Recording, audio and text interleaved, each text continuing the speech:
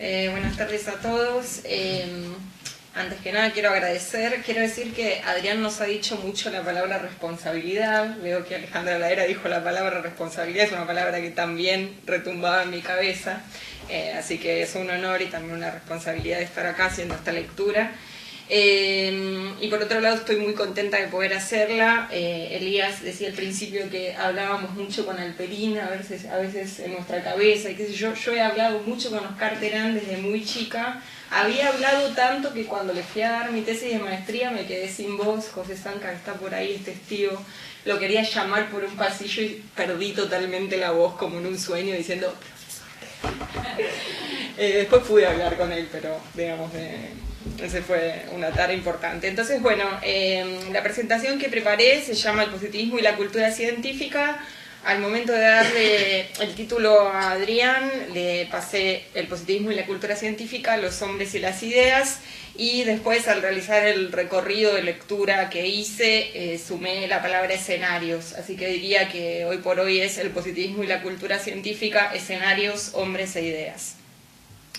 Esta idea de escenarios es una idea que no tiene solo que ver con un tipo de escala, o sea, por escenarios me refiero a América Latina, Argentina y Buenos Aires, sino que tiene que ver con varios desplazamientos y variaciones que yo creo que Terán ha hecho en 3 estaciones, que son las que voy a tratar de definir a lo largo de la exposición. Es decir, creo que por medio de sus textos vinculados con el positivismo y la cultura científica se puede hacer una lectura de largo plazo sobre las ideas y las interpretaciones de Oscar Terán sobre la vida intelectual y sus escenarios variables entre más o menos el fin del siglo y el centenario, o el 80 y el centenario.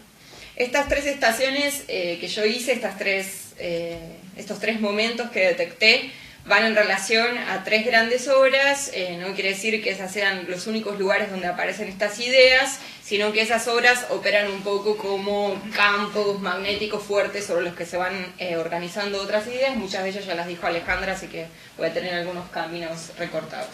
La primera estación se dibuja en torno a América Latina, positivismo y nación del 83, y ahí aparece América Latina en el título, pero esa estación es un poco tramposa porque empieza un poquito antes, en el 79, con la primera edición de Ingenieros. La segunda estación se recorta en torno a positivismo y nación en la Argentina, del 87. La tercera estación se recorta en torno a vida intelectual en el Buenos Aires fin de siglo, derivadas de la cultura científica. Yo creo que entre estas 3 obras, como digo, y otros textos que circulan alrededor, se puede pensar el puente que tendió Terán entre el uso del concepto, la palabra, el término, como querramos llamar, de positivismo, y el concepto, el rótulo, la etiqueta, como querramos llamar, de cultura científica. No solamente por lo que en sí significaban o cómo fueron explicadas en las obras de Terán estas dos palabras, estas 2 etiquetas, positivismo y cultura científica, sino también porque creo que el uso de una u otra, al menos en estas obras, y no al final de su trayectoria, eso si llego lo digo y si no, no, nos ponen en evidencia ciertas formas de pensar las esferas culturales, los campos de ideas, el mundo intelectual en la que los intelectuales se desempeñan. Entonces, ese sería el esquema principal. La primera estación, entonces, en torno a América Latina, positivismo y nación del 83, con un antecedente o una obra, como dije ahí, asociada a esa, José Ingenieros, Antiimperialismo y nación, de 1979. El escenario ahí es América Latina. América Latina es un escenario que aparece desde el título mismo enunciado, pero es un escenario, es una idea, mejor dicho, es una representación de un escenario con el cual Terán, a lo largo del mismo libro, América Latina, positivismo y nación, va a estar peleando, discutiendo, batallando reiteradas veces. Ahora voy a explicar eso. En cada una de estas estaciones quisiera hacer alguna referencia, al menos general, a referencias fuertes que aparecen en estos 3 momentos o en estas 3 etapas. Las referencias fuertes para este primer momento son Foucault, todos lo sabemos, como bien dijo Alejandra, lo ha repetido el propio Terán, tanto en las entrevistas que le han hecho Roy Ora y Javier Trimboli, como en las entrevistas de los hermanos Herrero, como en el propio texto La Estación Foucault. Digamos, Foucault opera como una referencia fuerte, Lefort es otra referencia fuerte en América Latina, positivismo y nación, y Gramsci es la tercera referencia fuerte. No quiero decir que estas referencias que voy a nombrar en cada etapa sean únicas ni excluyentes, digamos, obviamente el aparato erudito, el uso de conceptos, etcétera, excede ampliamente a estas referencias, pero creo que permiten pensar, como les digo, algunos de estos desplazamientos. Entonces, América Latina, positivismo y nación. ¿Qué es el positivismo latinoamericano? A la hora de buscar definiciones dentro del libro, que es del estudio preliminar, ¿no? Este es un estudio preliminar que después tiene textos de distintos referentes latinoamericanos, el positivismo aparece referenciado como una corriente ideológica dominante, como una ideología hegemónica, como una ideología al servicio de los estados, como una ideología que permite llevar adelante la centralización estatal como una ideología coercitiva. En esas referencias, en esas etiquetas muy fuertes, se transmiten varias ideas de estos referentes teóricos o conceptuales que nombraba. Por ejemplo, aparece fuertemente en Terán, lo va a usar en este prólogo, la idea de Lefort que en las sociedades secularizadas se descorporiza el poder y que por lo tanto el lazo social queda ahí un poco en veremos y por lo tanto desaparecida la religión, el Estado tiene que avanzar y generar instituciones que ellas mismas se sacralicen. Entonces aparece ahí fuertemente la idea de necesidad de instituciones para la centralización estatal. En Foucault, bueno, también es una cosa sabida, aunque Terán dice, sobre todo, del José Ingenieros del 79, que estaba excesivamente fascinado con Foucault y que había demasiadas sospechas Foucaultianas, lo que aparece bien fuerte ahí en esa introducción es la idea que mencionaba también Alejandra sobre la relación entre poder y saber, y sobre todo lo que Foucault permite pensar en torno a el disciplinamiento, los dispositivos disciplinadores, medicalizar la sociedad, etc. No ahondo en esto porque son temas por todos muy conocidos. Y respecto de Gramsci, en ese positivismo latinoamericano, digamos lo que se podía ver, según señalaba Terán en esta obra, era una relación entre cómo se hacía para equilibrar consenso y coerción, y sobre todo cómo se ponía en práctica una ideología al servicio de la coerción en el contexto de la centralización de estos estados para decidir, eso lo dice varias veces, qué era lo integrable y lo no integrable a esos estados nuevos.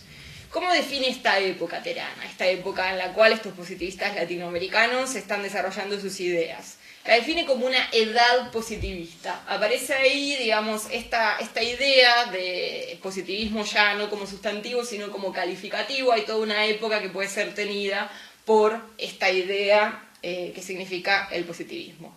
¿Qué pasa en esta edad positivista respecto de los competidores? Es decir, ¿con qué otras ideologías, con qué otras corrientes de ideas, con qué otras tendencias están compitiendo estos positivistas latinoamericanos? Aparecen dos competidores muy fuertes. Uno es la religión, y ahí todo el vínculo con Lefort y lo que enunciaba antes, digamos que en general es una religión presentada en este prólogo como una religión muy presente, digamos. Yo creo que Terán ahí hace una lectura muy mexicanizada del rol de la religión en la sociedad, ¿no? Que después para Argentina no va a cerrar tanto. Y el otro competidor es el liberalismo, un liberalismo que Terán va a señalar en estos textos, es la ideología de la etapa inmediatamente anterior al positivismo. Es decir, el positivismo de alguna manera vendría a superar la religión y a superar el liberalismo. Todo esto está anunciado en el texto y parece ser como que, digamos, en un momento Terán incluso parece como que va a cerrar ese prólogo, pero es ahí el momento preciso donde yo creo que empieza a colapsar un poco en su escritura y en su propio ideario, quizás, la idea de América Latina. Esto tiene que ver con que lo que él va a decir es, si todo fuera así, como lo vengo enunciando hasta este momento, caricaturizo un poco para avanzar. Si todo fuera así, tendríamos un feliz encuentro entre la realidad y la teoría, y Latinoamérica sería un subcontinente privilegiado donde por primera vez una teoría funciona a la perfección, ¿sí? Sin embargo, esto no es así, y aparece ahí de manera muy contundente la idea de la necesidad de articular las ideas del positivismo con los procesos históricos de formación del Estado-nación. Entonces, a partir de ahí aparece una y otra vez la idea de la necesidad de historizar, la necesidad de buscar datos empíricos que permitan sostener que este positivismo es tan exitoso como se ha sostenido. Ahí, digamos, aparece una batalla bien interesante, yo creo. O sea, Terán dice en esta introducción que el positivismo es un tema descuidado por los estudiosos latinoamericanos. Sin embargo, en la bibliografía que él cita se encuentran 2 textos sobre Argentina, sobre positivismo en Argentina, no digo los nombres porque si no no termino, 1 sobre Guatemala, 2 sobre Uruguay, 4 sobre Brasil, 5 sobre Venezuela, 1 sobre Iberoamérica, 1 sobre pensamiento positivismo latinoamericano, el de SEA del 80, 1 sobre Chile, 3 sobre México. Digamos, como que descuido y esa cantidad es un dato de la realidad que me llamó mucho la atención. Entonces, a partir de ahí, mi pregunta fue, bueno, ¿cuáles son estas batallas que Óscar Terán está dando contra esta bibliografía? En función de eso, lo que pude, digamos, lo tiro a modo de hipótesis, lo que creo es que Terán está dando varias batallas a la vez. Una batalla es una batalla cronológica. La mayor parte de los textos que él cita en América Latina, Positivismo y Nación, son textos que presentan al positivismo como una ideología importada, como una ideología pensada doctrinariamente, como una ideología de la cual se apropian una cantidad de pensadores que hacen meras caricaturizaciones o traducciones raras o en muchos sentidos falsas de ese pensamiento. Y entonces, a partir de eso, lo que, digamos, la primera batalla sería sobre cómo esta idea del positivismo como una idea importada. ¿Cómo va a combatir, según creo, esta idea del positivismo como una idea importada? La va a combatir llamando a, justamente como dije recién, ejemplificar con respuestas nacionales qué significa el positivismo en cada una de esas naciones o para cada una de esas realidades nacionales.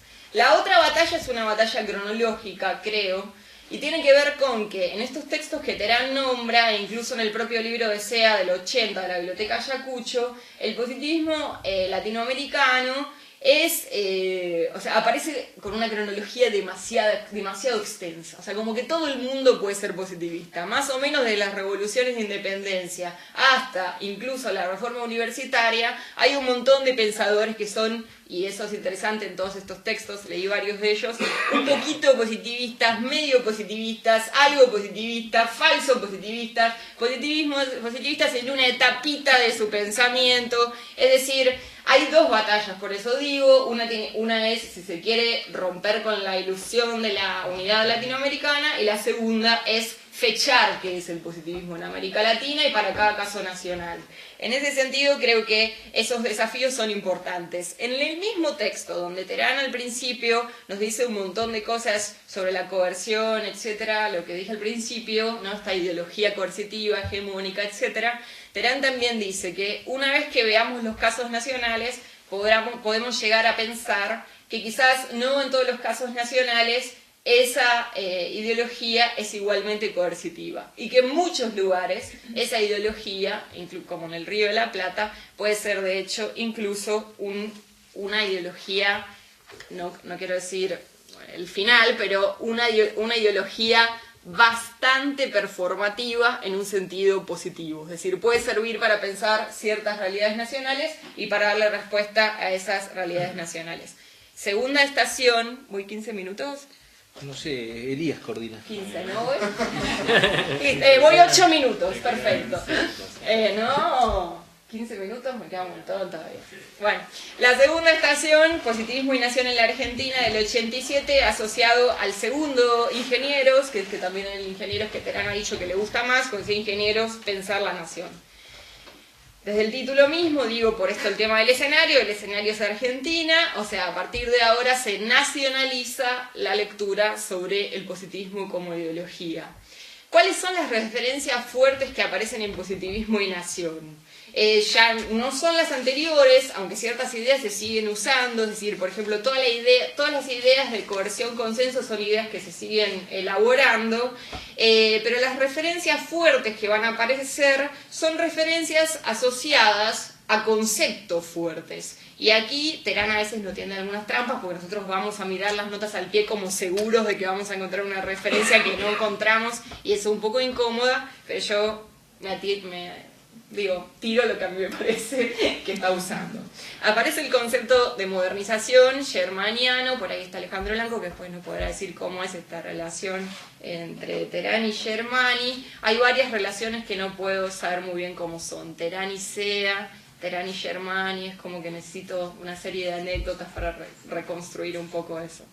Aparece el concepto de modernización fuertemente en pensar la Argentina, positivismo y nación en la Argentina, concepto que no aparecía en el texto anterior sobre América Latina. Aparece la idea de invención de la nación, muy de clima de época, por toda la renovación de principios de los 80s y la historiografía que todos más o menos conocemos sobre la invención, la construcción de naciones, la invención de tradiciones, y aparece Hobsbawm, Benedict Anderson, Gellner, etc. Y aparece el concepto de campo cultural asociado a Bourdieu. Entonces, ¿qué es este positivismo argentino? Este positivismo argentino ya no es un positivismo del todo hegemónico ni del todo dominante. Es un positivismo que va a convivir en el campo cultural con otras ideologías, ¿sí? Es decir, si el esquema en la primera estación era positivismo, religión, liberalismo, y ahí parecía agotarse el flujo de tendencias que estaban conviviendo, en este texto de Terán aparecen muchas más ideologías, entre las cuales el positivismo va a ser imperante. Digamos, aparece subrayada la idea de que tiene un rol imperante. Estas ideologías que conviven, ¿cuáles son? En ese campo cultural. El vitalismo, el espiritualismo, el decadentismo, el modernismo, el liberalismo, también un poco la religión, aunque siempre en retroceso. Entonces, dentro de ese conglomerado de distintas tendencias que se van a dar en este campo cultural, de tendencias intelectuales, Terán lo que va a decir es que los positivistas lo que logran es motorizar la intervención discursiva más exitosa para explicar los efectos no deseados de la modernización, pero no solo para explicarla y para describirla, sino también para intervenir con sus voces en la formación de la nación. ¿De qué manera van a intervenir? Diagramando un modelo de país, diseñando instituciones que incluyen, sobre todo, y este es un tema interesante, la educación. En América Latina, no tengo tiempo de decir todo, pero aparecen las prisiones y la educación, por ejemplo, por la grilla Foucaultiana, aparecen más o menos al mismo nivel. En positivismo y nación en la Argentina, la educación ya aparece tenida de manera mucho más positiva como un elemento integrador para la sociedad argentina. Entonces, lo que yo creo es que, sobre todo por medio de la figura de José María Ramos Mejía y por algunas cosas de ingenieros, lo que Terán va a encontrar es algo así como una variable integracionista del positivismo argentino que no es tan pesimista ni tan coercitivo, salvo la figura de Carlos Octavio Bunge, que él va a presentar todo el tiempo como una figura en el extremo. Es decir, de todas las posibilidades que esa caja de herramientas que el positivismo era, Carlos Octavio Bunge siempre está como excesivamente subrayado. A partir de acá, esto me lo va por mi quintita, Oscar Terán yo creo que empieza a pensar de manera diferente también las marcas biográficas de los positivistas. En América Latina, positivismo y nación, lo que aparece sobre las personas que nombra que van a estar en la compilación son básicamente sus fechas de nacimiento y de muerte. En positivismo y nación en la Argentina empiezan a aparecer estas breves semblanzas, que después van a aparecer también en vida intelectual, que son semblanzas de 4 o 5 renglones, que en general son semblanzas que nosotros diríamos son semblanzas muy sociológicas de los intelectuales, ¿sí? O sea, ¿tiene linaje patricio o no tiene linaje patricio? ¿Fue al Colegio Nacional, no fue al Colegio Nacional? ¿Fue a esta facultad, no fue a esta facultad? ¿Su familia es adinerada o no lo es?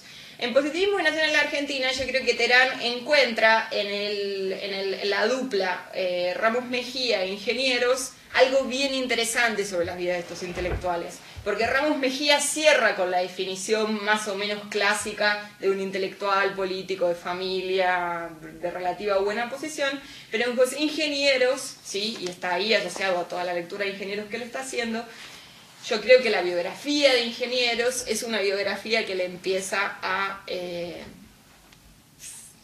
tocar cierta fibra sensible sobre que no todos los intelectuales piensan, como sí había dicho en América Latina, Positivismo y Nación, necesariamente desde la institución con mayúscula. Ingeniero se empieza a ser definido como un hombre que se hizo a sí mismo, ¿no? Empieza a hacer todos estos giros que están en los 2 libros sobre ingenieros, etapas vitales y cómo se va haciendo a sí mismo, etc. Como conclusión de esta segunda etapa, tenemos, también esquematizo un poco, un pasaje de una ideología coercitiva al servicio del Estado, primera etapa, a una retícula al servicio de la nación en un sentido integracionista. Un positivismo en acción, un positivismo performativo, no solamente ideas que están en la cabeza de algunas personas. Ideología hegemónica y sin fisuras en la primera etapa. Una oferta positivista, un ensayo positivista, un área del positivismo en la segunda etapa. Es decir, está menos subrayado el rol hegemónico y coercitivo y más subrayada la convivencia de tendencias, justaposición, superposición, lo que dije antes, y estos elementos más optimistas, si se quiere, del positivismo. De la teoría positivista como abstracción a los usos del positivismo pensando teoría y realidad. Los positivistas argentinos ven la realidad argentina. La idea de ver la realidad es una idea que empieza a ser muy fuerte también en Positivismo y Nación en la Argentina. Paréntesis. En los teóricos de Terán, cursé muchas veces pensamiento argentino y latinoamericano por este problemita con el habla, nunca fui a dar el final. En los teóricos él usaba mucho una metáfora de Huizinga, del otoño de la Edad Media, donde decía, esos hombres no ven la burguesía, pero que no vean la burguesía y que sigan viendo la aristocracia no quieren decir que esa burguesía no se va, ¿no? Conocemos el argumento. La idea de lo que ven los intelectuales empieza a estar fuertemente presente en Positivismo y Nación en la Argentina. Estos intelectuales ven la Argentina, porque ven la Argentina, ven el fenómeno multitudinario, ven los inmigrantes, ven, digamos, todo lo que viene asociado a eso. Se hace un pasaje de los intelectuales como engranajes de un aparato estatal aceitado a intelectuales performativos, receptores, activos. Y podría seguir. Pero ahí termino para decir rapidito la tercera estación. La tercera estación se ordena en torno a vida intelectual en Buenos Aires, fin de siglo, derivas de la cultura científica y otros textos, algunos ya, bueno, creo que todos los nombró Alejandra, los 3 textos de resumen que hace Terán, voy a decirlo muy rápido, en torno a del 2000 al 2007, el que está en el tomo de Lobato de la Nueva Historia Argentina, el que está en Ideas en el Siglo y en el que está en las lecciones. Ya termino, mira. Escenario, Buenos Aires, otra vez desde el título.